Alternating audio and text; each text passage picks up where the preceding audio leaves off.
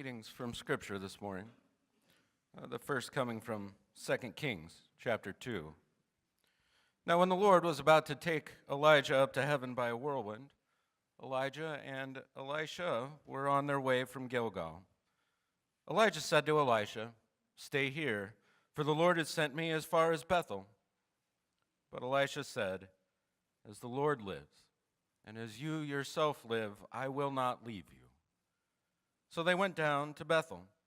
The company of prophets who were in Bethel came out to Elisha and said to him, "Do you know that today the Lord will take your master away from you?" And he said, "Yes, I know. Keep silent." And Elijah said to him, "Elisha, stay here, for the Lord has sent me to Jericho." But he said, "As the Lord lives, and as you yourself live, I will not leave you." So they came to Jericho. And the company of prophets who were at Jericho drew near to Elisha and said to him, "Do you know that today the Lord will take your master away from you?" And he answered, "Yes, I know. Be silent." Then Elijah said to him, "Stay here, for the Lord has sent me to the Jordan." But he said again, "As the Lord lives, and as you yourself live, I will not leave you."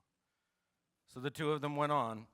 And 50 men of the company of prophets also went and stood at some distance from them as they both were standing by the Jordan.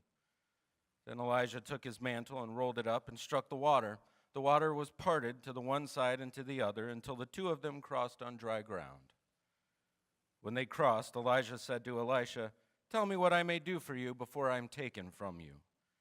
Elisha said, "Please let me inherit a double share of your spirit." He responded, "You've asked a hard thing, yet if you see me as I'm taken from you, it will be granted you, and if not, it will not." And as they continued walking and talking, a chariot of fire and horses of fire separated the two of them, and Elijah ascended in a whirlwind into heaven. Elisha kept watching and crying out, "Father, Father, the chariots of Israel and its horsemen." But when he could no longer see him, he grasped his own clothes and tore them in two pieces.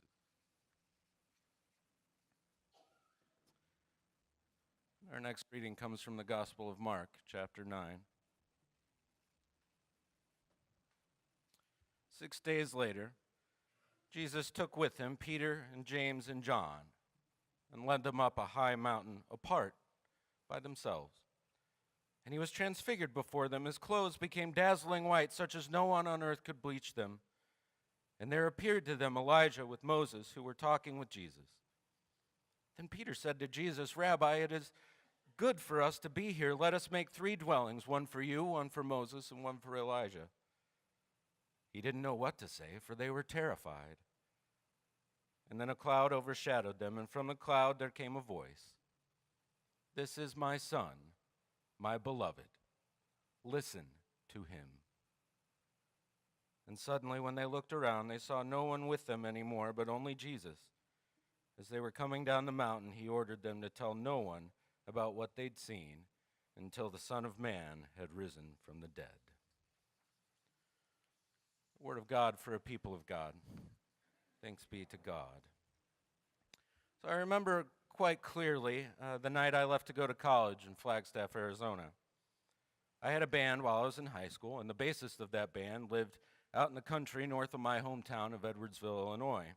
It was a great place to be really loud if you didn't want to get in trouble for doing so. And at the same time, we had a good friend that had started his own audio-visual company while we were in high school.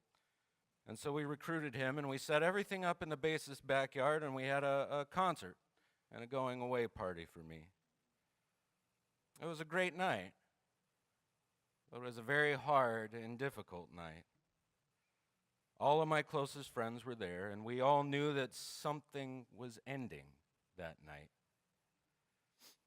We knew that it'd be some time before we saw each other. Whether we wanted to acknowledge it or not, we knew that likely when we did see each other, we'll have changed a bit, and our relationships were certainly going to change. And while I was the only one leaving town that night, we all were making the transition into adulthood. For my part, that night, I was quite scared. By night's end, I was going to be traveling westward into parts unknown to start a new chapter of my life in a place where I didn't know a soul and in a town I'd never even stepped foot in. I made some interesting life choices. I was going to be thousands of miles from any friends, family, or familiar territory. So naturally, that night, I wanted to hang on just a little longer. I wanted to stay in that moment with those wonderful people as long as I could. Just a little longer, just a little longer. I had experienced so much with those friends, all of the ups and downs and all arounds of adolescence and teenage life as we were figuring out who we were and who we were hoping we were going to become.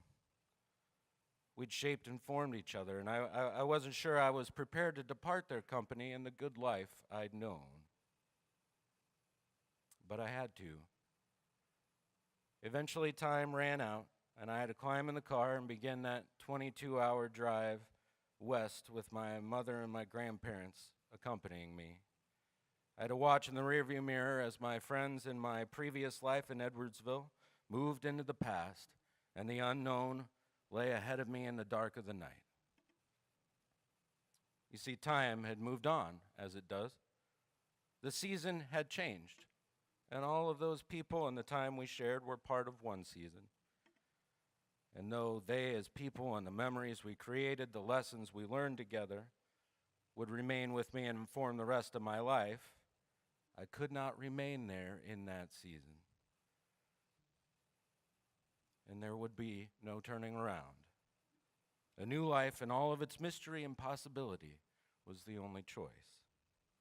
So I imagine that you too have similar memories. I think we all have had at one time or another people we couldn't get enough of, or moments we wanted to stay in forever, even simply for the fact we were uncertain or fearful of what lay beyond those moments. Maybe your experience was like Elisha's. So at the outset of the story in 2 Kings, we know that God is about to take Elijah. So Elijah and Elisha embark on a journey together toward the place God is beckoning Elijah. As the story unfolds, we find Elisha in this space of just wanting to hang on. They travel from place to place, and they're met by other prophets who waste no time in reminding Elisha that his beloved master is about to be taken from him, and he wastes no time in silencing them. He needed no reminding that these were his final moments in the presence of Elijah. Just like I and my friends needed no reminding that we were in the final moments of a particular season. But Elisha was determined to hang on. Even when his master suggested he not continue on, that he willingly end this season, he insisted that he would not leave him. Elisha was going to stay with him as long as he could, hanging on as long as he could, soaking up every moment and the love and wisdom each moment held. And eventually they reached the Jordan, the border. The prophets that at this point were with them stood at a distance and left these two alone to have their final moment together. Elijah rolls up his mantle, strikes the water, parting it so they pass through on dry land. This, of course, harkens back to the memory of the Exodus, in which God's people moved from one era, a season of slavery, decidedly into a new season or era of freedom with God. A transition in the life of the people, and a transition was now happening. So now Elijah and Elisha are truly alone as they wait for God to take Elijah away. Elijah then asks what he might do for his protege. Elisha's response is, "Let me inherit a double portion of your spirit." Now, this may sound greedy to us, right? But what it represents in ancient Israelite culture is showing that Elisha is Elijah's true heir. And as the true heir of a family would receive a double portion of what was being passed down from the father to all of his sons. So Elisha is being shown essentially as Elijah's son. Regardless, Elijah says essentially only God can pass that to him, and he'll only receive it if he sees Elijah's departure. So they continue to walk and talk, Elisha soaking in every last second he can of his master's presence and wisdom. And as they're walking, a chariot of fire with horses of fire appear and separate them, and Elijah is taken into heaven. And Elisha, in the excitement of the moment, reveals just how intimate his relationship with Elijah was. He sees this happening. He says, "Father, Father, look." So perhaps he even forgot for a moment what was happening, but he quickly realizes that he's now alone. The man he loved, who cared for him as a father, was now gone, and what he was clinging to that season had now passed. And Elijah then rips his clothes in two pieces. He's grieving this loss. Again, no doubt many of us have or have had people in our lives that we simply couldn't get enough of. People who shared their love and wisdom with us freely. And whether we knew the end was near or not, we wanted to hang on to them as long as possible, soaking in every moment we could. And though our time together may have come to an end, we find that each moment we spend or have spent with those beloved to us contains a gift of their spirit that remains with us to inform our present and our future. Like Elisha, we must grieve what is past, be that a person, a moment, a season, or an era, but recognize and accept the gift of what was and the purpose it serves to shape what is and will be.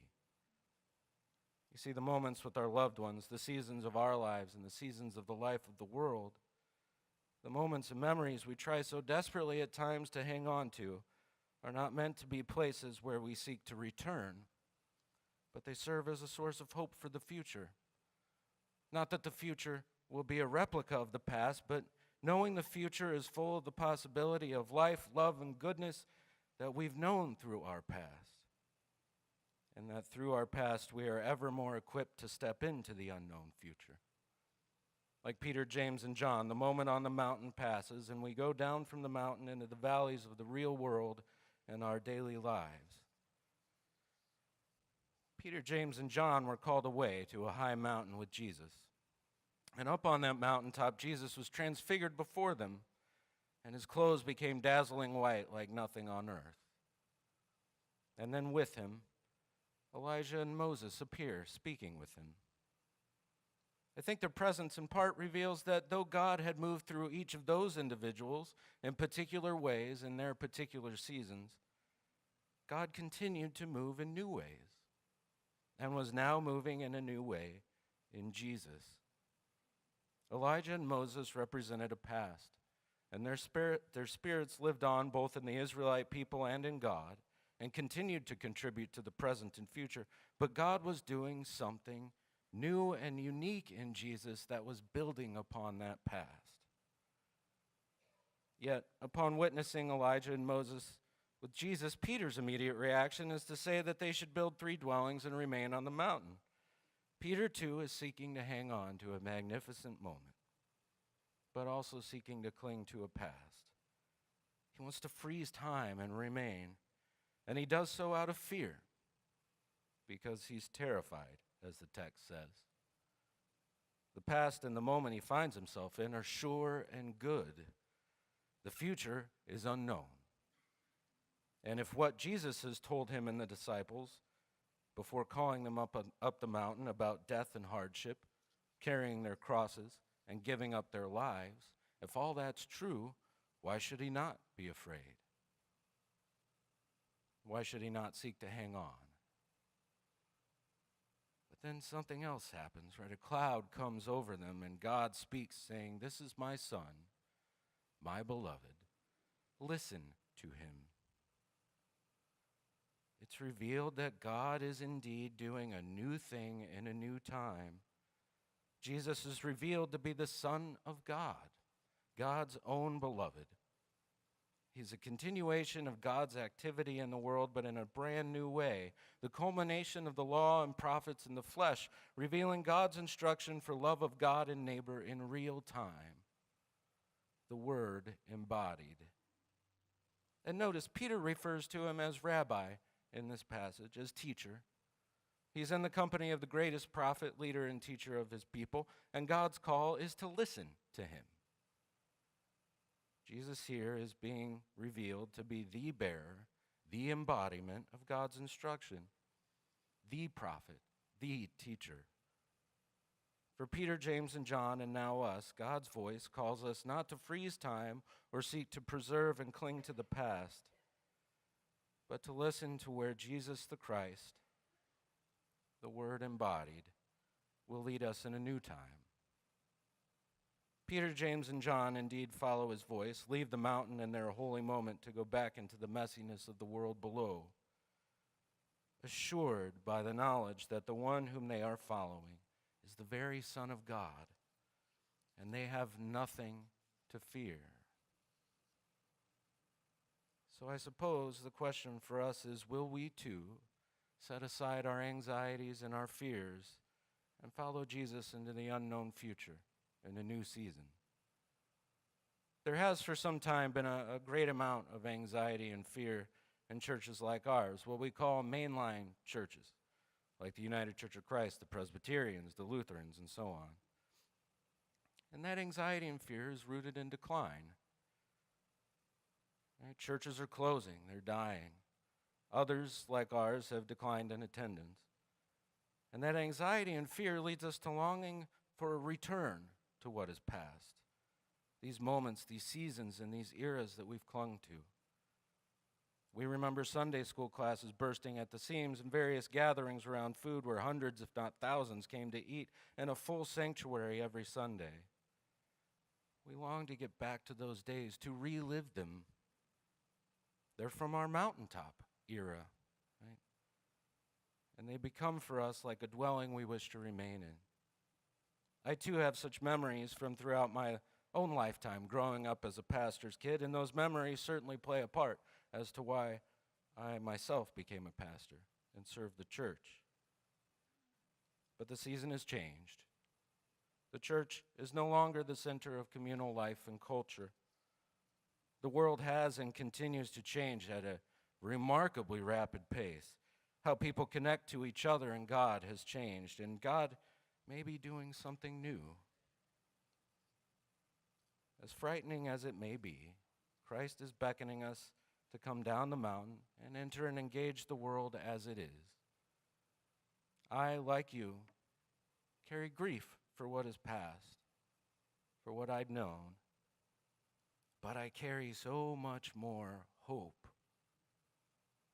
The past informs us in that we know well that the church is a place where we encounter God. Our experiences in the church have taught us that this is a place where we find connection to other people and find a family that walks with us and supports us, rejoicing with us when we're rejoicing and weeping with us when we weep. Our experiences have taught us that this is a place where we can work alongside others to have a positive impact in the world. And the wisdom we've gained on the mountaintop of our past informs us now. You see, the things that we've sought in our lives, people are still seeking. People, particularly of my generation, want to encounter the divine, have a community, and make a difference in the world. But it may look different from what we remember. It's engaged in different ways than what the church has been in the past. I mean, these days we aren't even making babies fast enough to fill Sunday school classes.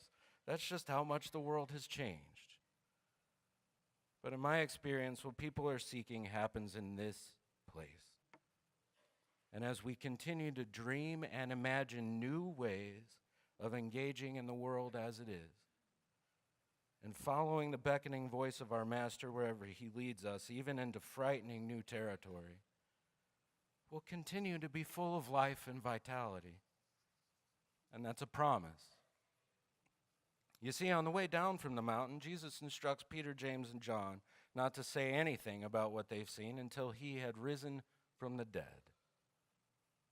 He's saying death will come, something will pass, but resurrection will happen. Death will never have the final word when it comes to God. The seasons that have passed, the things we grieve or we feel we've lost, are not an utter end. There really is nothing to fear. God is still speaking, is still moving, and moving in and through you. We may be walking down the mountain into an unknown future, but so long as we continue to embody the instruction of God gifted in Jesus, the love of Christ for all people, and we seek to be his hands and feet transforming the world and lives, life will flourish. It's true, attendance may not climb to new heights week in and week out. That's just a sign of the times. But our vitality is not shown in how many people come here on Sunday. Our vitality is shown as how many lives are touched in other ways, the impact we have participating in God's work. So in closing, I want to leave you with this quote that came at a curiously timely moment in my life.